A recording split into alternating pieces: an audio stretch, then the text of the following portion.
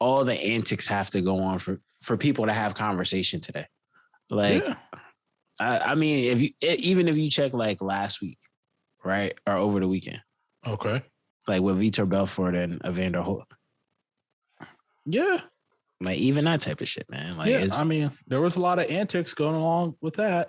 It's crazy when boxing says, hey, this is our thoughts on the circus boxing events. That's how you know something is, really messed up.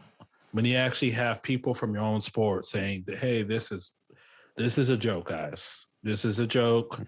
We're sorry, to the point where whatever corrupt commission that was supporting the Triller event, they're like, hey, this is not, we're taking it back. This isn't professional fighting. This is all exhibitions. So Tito Ortiz getting knocked out, face planted, was not on the record. Evander Holyfield being brought in to croak over for a steroid abuser was not on the record. So this promotion Triller, they're making boxing look bad. They make boxing look very bad. Even Jake Paul was like, I got to get away from them. I'm a joke, and I got to get away from them. So, listen. I didn't watch the fight. I hope any listener didn't watch the fight, because that was a real, you're an idiot. You might as well give me money. You give me money. So I just look at it as, I'm happy that Anderson was able to knock out Tito Ortiz. I feel bad for Evander Holyfield, but his ass was like in his 60s. He should have never been fighting. And Vitor Belfort, he looked great. You know why? He looked great because he got his natural juice back in his body. They weren't doing any drug testing, so he was able to go hard as a bitch. And this is why boxing is where it's at. So what was your guys' thoughts on that shit? Well, I was going to say this, right?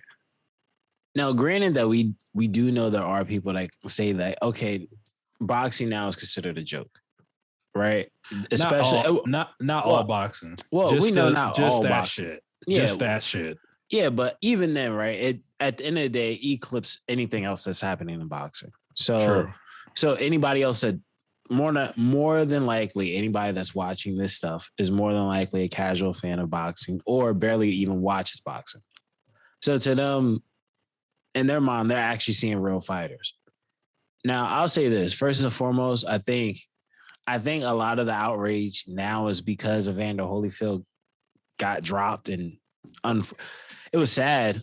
It was unfortunate seeing because I actually watched his fight because I didn't think you paid for it. Come on, man. Of course he did. Come on, man. A family member paid for it. A family member paid for it. Shout outs to my Uncle Umar. You know what I mean? There we go. So, but nonetheless, right? Like I watched that fight, and it's only because it's because of Evander Holyfield. Like, I honestly wouldn't even say it's just Evander Holyfield, but I think it's because the age of all these fighters.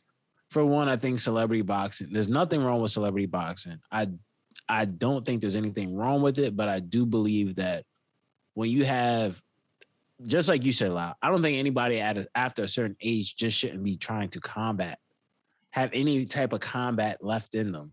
You keep that saved away for when you really need it. When someone's really, like in a real life situation. Don't get me wrong, Evander Holyfield, in great shape to be 58, 59, 60 years old, somewhere in that ballpark. Vitor Belfort, he was preparing for De La Hoya. Yep. Because I think I think we all knew it would be a fight for usage, to say the least, right? So I think more than likely he was prepared for that fight. And then, I mean, of course, with Silva and Tito Ortiz, I mean, I think we're 50-50 on our guesses, right? When it came down to this stuff. But at the end of the day, man, I'm not mad at it. I just think it does teach a lesson that a lot of these old fighters that were talking about getting back in the ring and I want to fight again. I got that itch, especially after seeing the Tyson versus Jones fight that happened earlier this year, I believe, right? Tyson Jones. Or not Tyson Jones. Yeah, it happened last year. Last year, yeah, the Tyson fight. So like, you Did see it these. happen last year? I think it was earlier this year. Yeah, it was earlier this year. My bad. Yeah, it was. It felt so long ago. Yeah, listen, man, living in the pandemic is like living in like a hyperbolic chamber to some extent. Time is essentially existed partially over the past like year and a half, it seems like. But nonetheless. No, I'm listening to what you're saying, man. I don't have anything to say about the Triller event because whatever I'm going to say is not positive. It's going to be very negative. So please get your thoughts out. Well, Spence, were you done or did you have anything else to say? I have an age cutoff in so many words, right? If they're going to do it. And listen, I have no problem with it if it's just from an entertainment standpoint, right? You let it be known up front that it's an exhibition. Don't promote anything like it's a professional fight. Any of these guys that are fighting, no one should be under the belief system that this is the starter kit to getting back in the ring or getting in the ring for the first time. And that's really it. But at the end of the day, I think the Triller, only thing that Triller can do is what people are willing to accept. And if the fighters are willing to jump in there, nobody around them is saying, no, don't do it, which I'm sure there are, but they're not listening. But then you also have like, okay, you're also going to have people that are willing to pay for it. So like, I don't think this is the end. It's the unfortunate truth. It is. And those are the gullible people or the young children that just doesn't know any better. You know what I mean? Hey, I got $60. I could blow it on Triller. I just feel like, and honestly, most kids would probably be like, hey, man, I'd rather buy a game or buy myself some shoes. But whatever. I look at it, that event as just like, hey, man, you know what you're getting with it. If you decide to watch it in real time and you're upset that you had to suffer through that, shame on you. The writing was on the wall. And you're right, Spence, I agree. It should just be exhibition. It should be just glorified exhibition bouts. It should just be, hey, celebrity, so this way they could bait in other people, Blueface versus 6ix9ine, shit like that. Instead of, hey, we want to have a world championship boxer defend his title. No. We're just going to avoid that platform. We're going to go to ESPN Plus or something. Showtime. Well, see, that's the one thing I will say, though. I don't have a problem with the undercard. If there's an undercard with actual professional fights, with actual professional fighters, and it's disclosed to the public, hey, these are the actual professional fights, I have no problem with that, only because we know the sport of boxing, right?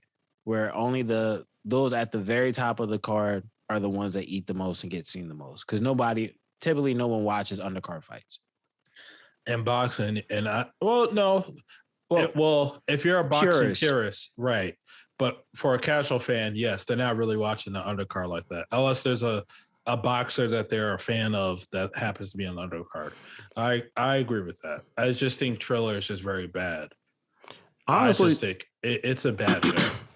I think Triller has something on their hands if they try to do like Anderson Silva versus Jake Paul, though. I mean, like that's not going to happen. Jake already came out and said he's not going to do this fight today. He said he's not going to fight Anderson Silva? Yeah, today he already said he's not going to do it. Oh, okay, he wants to fight an actual boxer. That's what he said.